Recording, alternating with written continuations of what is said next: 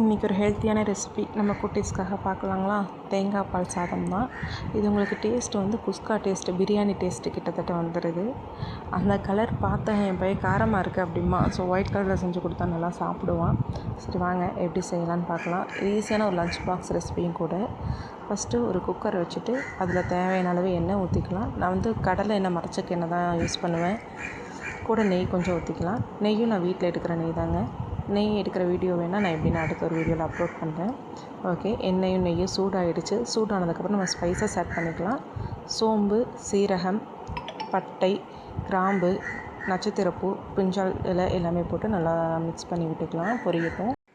சீரகம், சோம்பு எல்லாம் பொரிஞ்சு வந்துருச்சுங்க. அதுக்கப்புறம் வெங்காயம் கட் பண்ணி வச்சுருக்கேன். ஒரு 2 வெங்காயம், பச்சை மிளகாயும் கட் பண்ணி வச்சுருக்கேங்க. கூட கருவேப்பிலை 3யும் சேர்த்து வணக்கலாம். சீக்கிரமாக வணங்குறதுக்காக கொஞ்சம் உப்பு போட்டுக்கலாங்க. நெக்ஸ்ட்டு நம்ம இஞ்சி பூண்டு பேஸ்ட் போட்டலாங்க. இஞ்சி பூண்டு பேஸ்ட் போட்டுட்டு அதோட பச்சை வாசனை போக வரைக்கும் நல்லா வதக்கிக்கலாம்.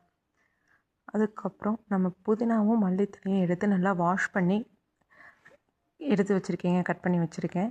அதை போட்டுட்டு நல்லா வதக்கி விட்டோன்னா அது லைட்டாக வதங்கட்டும்.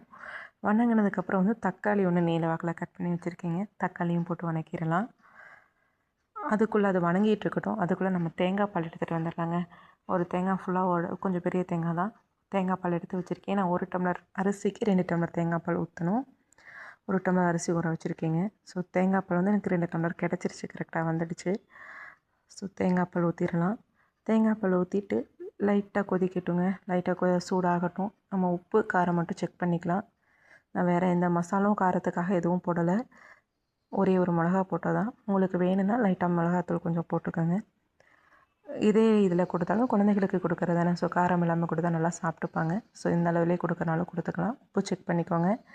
கூட ரோஸ் பெடல் கொஞ்சம் இருந்துச்சுங்க, அதுவும் போட்டிருக்கேன் ஸ்மெல்லுக்காக. அந்த ஸ்மெல் எனக்கு ரொம்ப பிடிக்கும். நான் லைட்டாக சூடு கொதி வந்துருச்சுங்க. கொதி வந்துருச்சு. நீ அரிசியை போட்டலாம். அரிசியை போட்டு நல்லா மிக்ஸ் பண்ணிவிட்டு க்ளோஸ் பண்ணி வச்சிடலாங்க. இங்கே பாருங்கள், ஒரு 3 விசில் விட்டு எடுத்திருக்கேன். சூப்பராக வந்திருக்கு. டேஸ்ட் நல்லா இருந்துச்சு. ட்ரை பண்ணி பாருங்கள். தேங்க்யூ.